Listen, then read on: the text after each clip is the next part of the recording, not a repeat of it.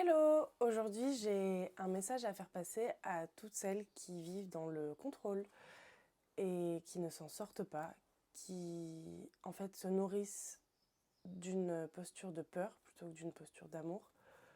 Donc on va vraiment parler de ce sujet aujourd'hui, de que ce soit les troubles du comportement alimentaire, qui s'expriment de façon violente ou non, c'est-à-dire que ça peut aussi être simplement quelqu'un qui en a juste marre d'avoir une espèce de pression constante en fait sur qu'est-ce qu'il faut manger, qu'est-ce qu'il faut pas manger, est-ce que ça c'est bon, est-ce que ça c'est pas bon, si je mange ça, qu'est-ce qui va se passer, si je mange ça, qu'est-ce qui va se passer, non mais là si je choisis ça, c'est pas le meilleur choix, donc il faut peut-être que je choisisse ça, et puis de toute façon elle est plus maigre que moi et je serai jamais maigre, et j'ai envie de maigrir et je veux perdre du poids, et quand j'aurai perdu 3 kilos je serai heureuse, et si seulement j'étais maigre, ma vie elle serait mieux, parce que je plairais, parce que tout serait plus facile, tout viendrait à moi.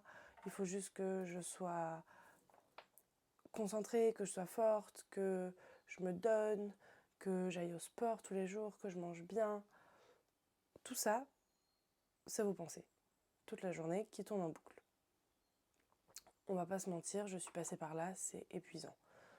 Donc après, comme je disais, ça peut s'exprimer plus ou moins fort. Il peut y avoir plus ou moins de symptômes visibles. Donc on peut vraiment être sur une perte de poids, une anorexie assez violente. Ou ça peut aussi être le fait de être tout le temps dans le contrôle de temps en temps. Le soir, on va craquer et manger à outrance. Ou alors, de temps en temps, quand on va faire les courses, on va se dire, bon, ok, aujourd'hui, je me fais un petit plaisir. Puis en fait, on commence à manger ce petit plaisir et la culpabilité arrive, mais instantanément. Et donc, on se dit, bon, bah, de toute façon, cette journée, elle est foutue. J'avais prévu de rien manger et au final, voilà ce que je suis en train de faire. Et en fait, direct, on est dans l'auto-sabotage et dans cette culpabilité énorme qui nous pousse à aller plus loin dans ce qu'on fait et dans l'acte nocif qu'on est en train de faire. Non pas que manger soit nocif. Ce qui est nocif, c'est de croire que de croire et de se répéter à longueur de journée que manger est mauvais, que si je mange, je suis faible, si je craque, je suis faible.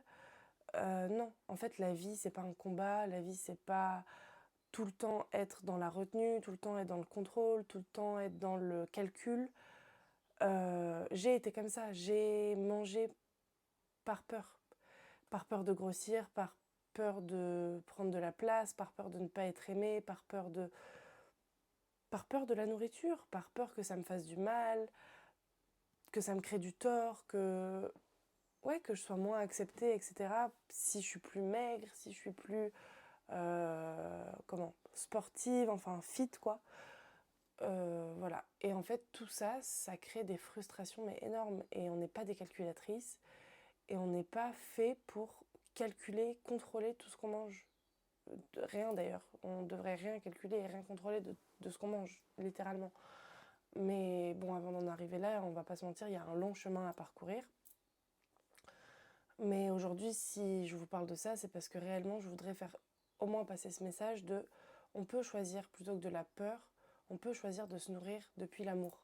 Depuis une posture où plutôt que je mange ça parce que c'est moins calorique, je mange ça parce que ça va me faire perdre, comme si la nourriture allait nous faire perdre quelque chose, comme si je me souviens, j'étais constamment en train de chercher à me nettoyer, à me purifier, comme s'il y avait quelque chose de mauvais en moi, qu'il fallait absolument que la nourriture et tout ce que j'allais ingurgiter allait faire passer, allait nettoyer.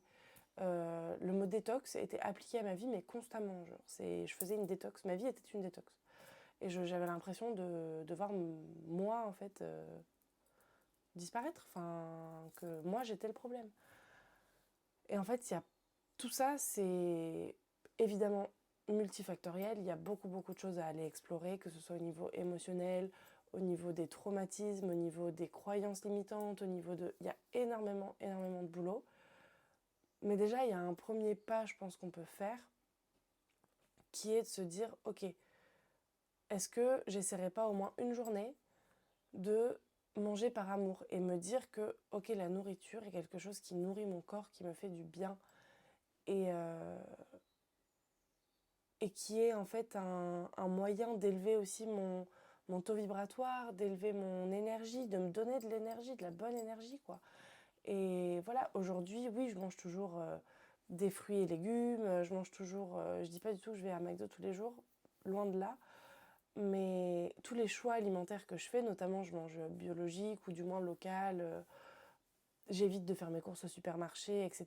Et c'est pas, encore une fois, par peur, c'est vraiment par amour, parce que j'ai pris conscience de l'impact de la nourriture sur mon corps, et donc j'ai envie d'en prendre soin. Et aujourd'hui, c'est vraiment par amour de mon corps, par amour de moi-même, en fait, que je fais ces choix-là au quotidien.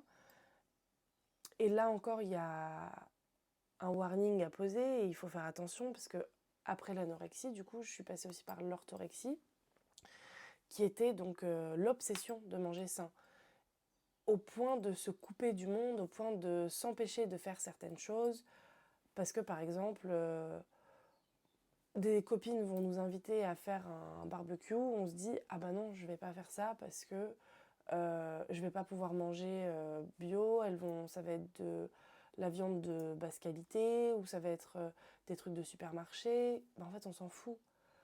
Enfin, je veux dire, là, dans cette invitation, ce qui compte, c'est le moment partagé avec les personnes. C'est pas ce qu'il y a sur la table. Et après tout, le corps est quand même. C'est pas la nourriture qui doit nous contrôler, en fait. Parce qu'à force de toujours vouloir contrôler la nourriture, c'est elle qui finit par nous contrôler. Puisque si, quand on nous invite comme ça, on se met à refuser en se disant non parce que je pourrais pas manger ça, ça veut dire quoi? Ça veut dire qu'on est de nouveau dans une peur, la peur que de manger différemment va nous faire du mal. Sauf que non, c'est pas une fois manger un barbecue avec mes copines, mon corps il va très bien s'en remettre. Genre au pire du pire, j'aurai un peu mal au ventre le lendemain ou le soir même. Ben, c'est pas très grave, j'aurais passé un moment exceptionnel avec mes amis, d'amour, de partage. Enfin, je veux dire, c'est ça ce dont on se souvient, je pense, sur son lit de mort. C'est pas si on a mangé une chipolata, une merguez et si c'était bio ou pas, clairement. C'est plutôt les souvenirs, les moments partagés, les émotions, les gens avec qui on a fait des activités. Enfin voilà, c'est à chaque fois qu'il y a un souvenir, en général, il y a quand même des personnes autour de ce souvenir-là, et c'est pas les aliments, ça crée pas des souvenirs. Oui, c'est très important de bien se nourrir, etc. Parce que il y a quand même une notion de forme, de santé, et qu'il faut pas oublier. Mais l'amour et le partage prennent quand même vachement le dessus là-dessus, et ça a été prouvé maintes et maintes fois que de manger seul ou de manger avec des gens qu'on aime, ça rend quand même le repas même meilleur. La nourriture qu'on mange, elle est meilleure. Enfin, c'est quand on partage, la cuisine, c'est pas simplement quelque chose qu'on fait pour soi, c'est aussi un moment de partage, et c'est ça, ça rend aussi la chose belle. Donc il n'y a pas de il faut, mais disons que tomber dans un extrême, que ce soit l'extrême lâcher prise, laisser aller plus que lâcher prise, ou l'extrême contrôle, les deux sont extrêmes, et les extrêmes, on sait, sont jamais bons. Voilà. Donc mon conseil, c'est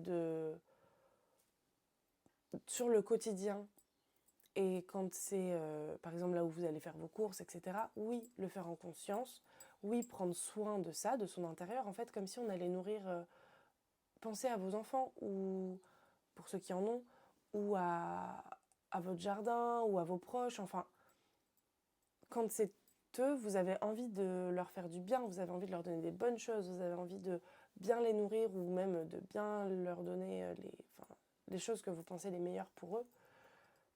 Appliquez ça à vous-même. Vous méritez ça aussi, en fait. Et c'est ça qui doit changer. C'est vraiment la conception qu'on a de soi et l'amour qu'on se porte. Voilà. Donc je referai une vidéo, peut-être, sur ce sujet. Enfin, c'est sûr même. Puisque c'est vraiment, vraiment un message que je veux faire passer. La différence entre se nourrir par peur et se nourrir par amour, c'est quelque chose, je pense, de très libérateur. De réussir à se l'appliquer, ça peut changer beaucoup de choses. Voilà, je vous embrasse.